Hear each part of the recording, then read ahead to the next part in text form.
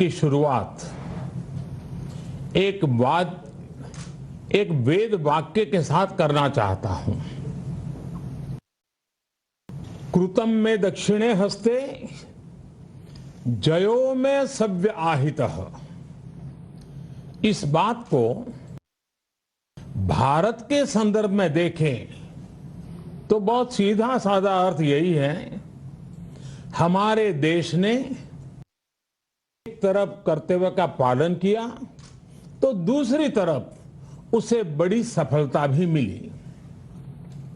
कल 21 अक्टूबर को भारत ने 1 बिलियन 100 करोड़ डोज का, अक्टूबर को भारत ने 1 बिलियन 100 करोड़ वैक्सीन डोज का कठिन लेकिन असाधारण लक्ष्य प्राप्त किया है। इस उपलब्धि के पीछे 130 करोड़ देशवासियों की कर्तव्य शक्ति लगी है। इसलिए ये सफलता भारत की सफलता है, हर देशवासी की सफलता है। मैं इसके लिए सभी देशवासियों को हृदय से बधाई देता हूं।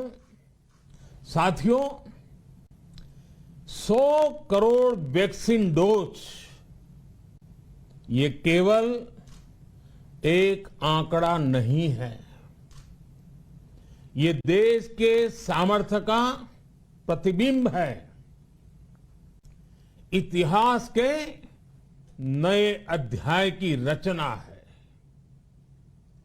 ये उस नए भारत की तस्वीर है जो कठिन लक्ष्य निर्धारित कर उन्हें हासिल करना जानता है।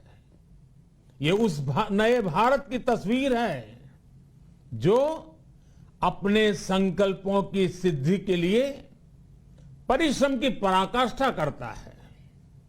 साथियों, आज कई लोग भारत के वैक्सीनेशन प्रोग्राम की तुलना दुनिया के दूसरे देशों से कर रहे हैं।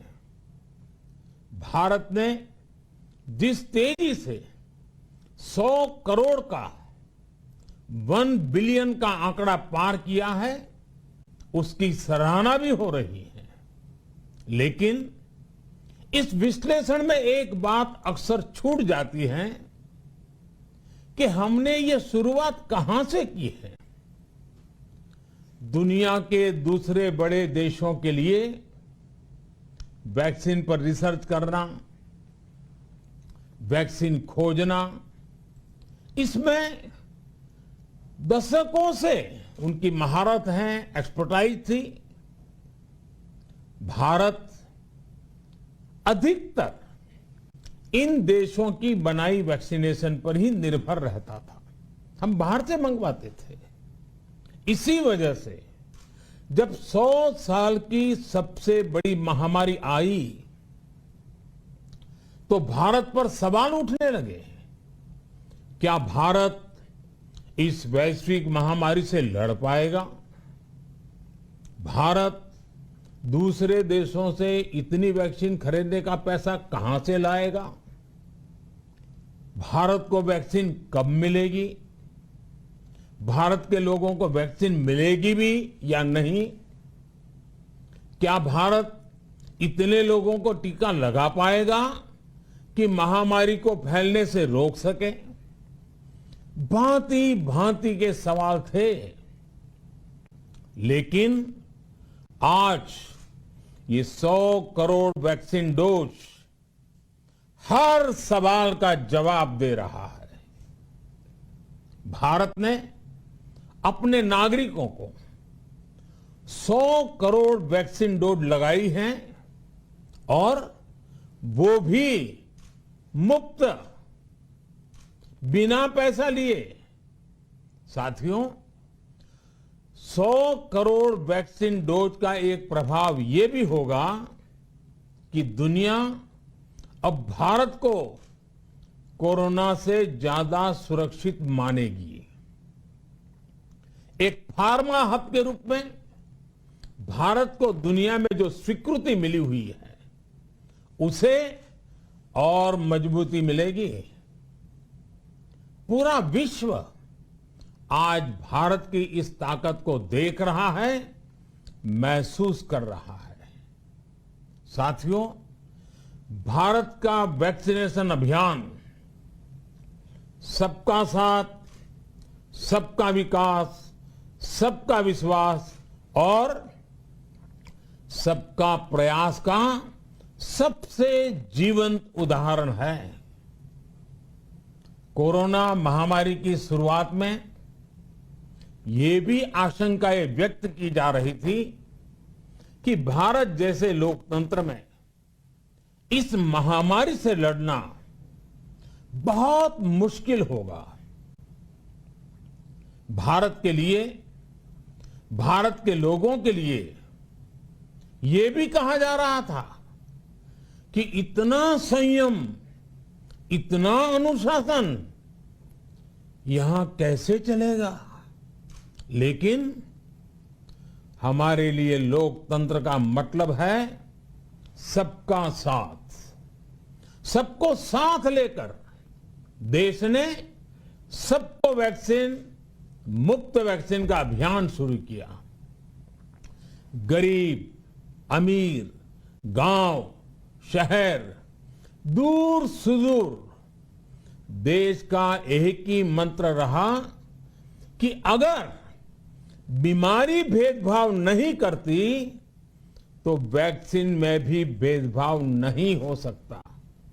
इसलिए यह सुनिश्चित किया गया कि वैक्सीनेशन अभियान पर वीआईपी कल्चर हावी न हो। कोई कितने ही बड़े पद पर क्यों न रहा हो, कितना ही धनी क्यों न रहा हो, उसे वैक्सीन सामान्य नागरिकों की तरह ही मिलेगी। साथियों, हमारे देश के लिए ये भी कहा जा रहा था कि यहां ज्यादातर लोग टीका लगवाने के लिए आएंगे ही नहीं। दुनिया के कई बड़े विकसित देशों में आज भी वैक्सीन हेजिटेंसी एक बड़ी चुनौती बन गई है। लेकिन भारत के लोगों ने 100 करोड़ वैक्सीन डोज लेकर ऐसे लोगों को निरुत्तर कर दिया है। साथियों, किसी अभियान में जब सबका प्रयास जुड़ जाता है तो परिणाम अद्भुत ही होते हैं। हमने महामारी के खिलाफ देश की लड़ाई में जन भागीदारी को अपनी पहली ताकत बनाया। फर्स्ट लाइन ऑफ डिफेंस बनाया। देश ने अपनी एकजुटता को ऊर्जा देने के लिए ताली, थाली बजाई, दिए जलाए। तब कुछ लोगों ने कहा था कि क्या इससे बीमारी भाग जाएगी? लेकिन हम सभी को उसमें देश की एकता दिखी, सामूहिक शक्ति का जागरण दिखा। इसी ताकत ने कोविड वैक्सीनेशन में आज देश को इतने कम समय में 100 करोड़ तक पहुंचाया है। कितनी ही बार हमारे देश ने एक दिन में 1 करोड़ टीकाकरण का आंकड़ा पार किया है। ये बहुत बड़ा सामर्थ्य है, प्रबंध कौशल है, टेक्नोलॉजी का बेहतरीन इस्तेमाल है, जो आज बड़े बड़े देशों के पास भी नहीं है। साथियों, भारत का पूरा वैक्सीनेशन प्रोग्राम विज्ञान की कोख में जन्मा है, वैज्ञानिक आधारों पर पनपा है। और वैज्ञानिक तरीकों से चारों दिशाओं में पहुंचा है। हम सभी के लिए गर्व करने की बात है कि भारत का पूरा vaccination programme science born, science driven और साइंस बेस्ड रहा है। वैक्सीन बनने से पहले और वैक्सीन लगने तक इस पूरे अभियान में हर जगह साइंस और साइंटिफिक अप्रोच शामिल रही है। हमारे सामने चुनौती मैन्युफैक्चरिंग को लेकर भी थी, प्रोडक्शन को स्केल अप करने की भी थी। इतना बड़ा देश, इतनी बड़ी आबादी, उसके बाद अलग अलग राज्यों में, दूर दराज इलाकों में समय से वैक्सीन पहुंचाना, ये भी किसी भागीरथ कार्य से कम नहीं था। लेकिन वैज्ञानिक तौर तरीकों और नए नए इनोवेशन से देश ने इस चुनौतियों के समाधान तलाशे और असाधारण स्पीड से संसाधनों को बढ़ाया गया। किस राज्य को कितनी वैक्सीन कब मिलनी चाहिए, किस इलाके में कितनी वैक्सीन पहुंचनी चाहिए, इसके लिए भी वैज्ञानिक फॉर्मूले के तहत काम हुआ। हमारे देश ने कोविन प्लेटफॉर्म की जो व्यवस्था बनाई है, वो भी विश्व में आकर्षण का केंद्र है। भारत में बने कोविन प्लेटफॉर्म ने न केवल आम लोगों को सहूलियत दी, बल्कि हमारे मेडिकल स्टाफ के काम को भी आसान बनाया। साथियों, आज चारों तरफ एक विश्वास है, उत्साह है, उमंग है। समाज से लेकर इकोनॉमी, हम हर तबके पर देखें, ऑप्टिमिज्म, ऑप्टिमिज्म, ऑप्टिमिज्म ही नजर आता है। एक्सपर्ट्स और देश विदेश की अनेक एजेंसीज भारत की अर्थव्यवस्था को लेकर बहुत सकारात्मक है। आज भारतीय कंपनियों में न सिर्फ रिकॉर्ड इन्वेस्टमेंट आ रहा है, बल्कि युवाओं के लिए रोजगार के नए अवसर भी बन रहे हैं। स्टार्टअप्स में रिकॉर्ड इन्वेस्टमेंट के साथ ही रिकॉर्ड स्टार्टअप्स यूनिकॉर्न बन रहे हैं। हाउसिंग सेक्टर में भी नई ऊर्जा दिख रही है। पिछले महीनों में किए गए कई सारे रिफॉर्म्स, कई सारे इनिशिएटिव, गति शक्ति से लेकर नई ड्रोन पॉलिसी तक भारत की अर्थव्यवस्था को और तेजी से आगे बढ़ाने में बड़ी भूमिका निभाएंगे। कोरोना काल में कृषि क्षेत्र ने हमारी अर्थव्यवस्था को मजबूती से संभाले रखा। आज रिकॉर्ड लेवल पर अनाज की सरकारी खरीद हो रही है। किसानों के बैंक खातों में सीधे पैसे जा रहे हैं। वैक्सीन के बढ़ते हुए कवरेज के साथ साथ आर्थिक सामाजिक गतिविधियां हो, खेल जगत हो, टूरिज्म हो, एंटरटेनमेंट हो, सब तरफ सकारात्मक गतिविधियां तेज हो रही हैं। आने वाले त्योहारों का मौसम इसे और गति देगा और शक्ति देगा। साथियों, एक जमाना था जब मेड इन ये कंट्री, मेड इन वो कंट्री, इसी का बोलबाला था, बहुत क्रेज हुआ करता था। लेकिन आज हर देशवासी ये साक्षात अनुभव कर रहा है कि मेड इन इंडिया की ताकत बहुत बड़ी होती है। और इसलिए आज मैं आपसे फिर ये कहूंगा कि हमें हर छोटी से छोटी चीज जो मेड इन इंडिया हो, जिसे बनाने में किसी भारतवासी का पसीना बहा हो, उसे खरीदने पर जोर देना चाहिए। और ये सबके प्रयास से ही संभव होगा। जैसे स्वच्छ भारत अभियान एक जन आंदोलन है, वैसे ही भारत में बनी चीज खरीदना, भारतीयों द्वारा बनाई चीज खरीदना, वोकल फॉर लोकल, ये हमें व्यवहार में लाना ही होगा। और मुझे विश्वास है, सबके प्रयास से मुझे विश्वास है भी करके रहेंगे। आप याद करिए,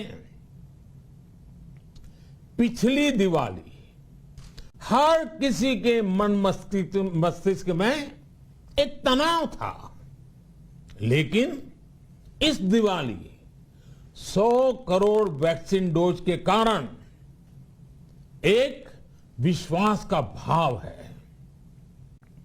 अगर मेरे देश की वैक्सीन मुझे सुरक्षा दे सकती है, तो मेरे देश का उत्पादन, मेरे देश में बने सामान मेरी दिवाली और भी भव्य बना सकते हैं। दिवाली के दौरान बिक्री की एक तरफ और बाकी साल की बिक्री एक तरफ होती है। हमारे यहां दिवाली के समय, त्योहारों के समय बिक्री एकदम बढ़ जाती है। 100 करोड़ वैक्सीन डोज हमारे छोटे छोटे दुकानदारों, हमारे छोटे छोटे उद्यमियों, हमारे रेहड़ी पटरी वाले भाइयों बहनों, सभी के लिए आशा की किरण बनकर आई है। साथियों, आज हमारे सामने अमृत महोत्सव के संकल्प है, तो ऐसे में हमारी ये सफलता हमें एक नया आत्मविश्वास दिलाती है। हम आज कह सकते हैं कि देश बड़े लक्ष्य तय करना और उसे हासिल करना बखूबी जानता है, लेकिन इसके लिए हमें सतत सावधान रहने की जरूरत है। हमें लापरवाह नहीं होना है। कवच कितना ही उत्तम हो, कवच कितना ही आधुनिक हो, कवच से सुरक्षा की पूरी गारंटी हो, तो भी जब तक युद्ध चल रहा है, हथियार नहीं डाले जाते। मेरा आग्रह है कि हमें अपने त्योहारों को पूरी सतर्कता के साथ ही मनाना है। और जहां तक मास्क का सवाल है, कभी कभी जरा, लेकिन अब तो डिजाइन की दुनिया भी मास्क में प्रवेश चुकी है। मेरा इतना ही कहना है, जैसे हमें जूते पहन करके ही बाहर जाने की आदत लग गई है ना, बस वैसे ही मास्क को भी एक सहज स्वभाव बनाना ही होगा। जिनको अभी तक वैक्सीन नहीं लगी है, वो इसे सर्वोच्च प्राथमिकता दें। जिन्हें वैक्सीन लग गई है, वो दूसरों को प्रेरित करें। मुझे पूरा भरोसा है कि हम सब मिलकर प्रयास करेंगे तो कोरोना को और जल्द हरा पाएंगे। आप सभी को आने वाले त्योहारों की एक बार फिर बहुत बहुत शुभकामनाएं, बहुत बहुत धन्यवाद।